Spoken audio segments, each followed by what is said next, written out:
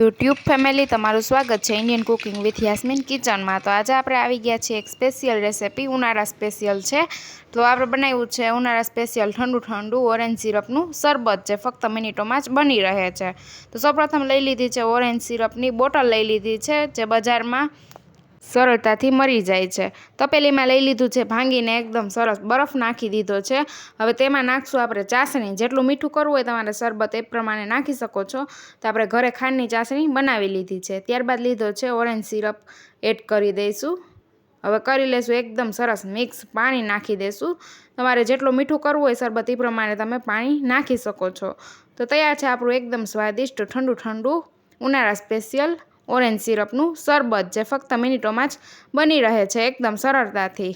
તો તમે પણ બનાવજો ઓરેન્જ સિરપનું શરબત, એકદમ બેસ્ટ લાગે છે પીવામાં, જે ગરમીમાં રાહત આપે છે અને બાળકોને તો ખૂબ જ પસંદ આવે છે ઓરેન્જ ફ્લેવર। તો અહીંયા આપણું તૈયાર થઈ ગયું છે ઓરેન્જ સિરપનું શરબત। તો કરી નાખીએ સર્વ। ફક્ત 2 જ મિનિટમાં રેડી થઈ જાય છે એકદમ સરળતાથી।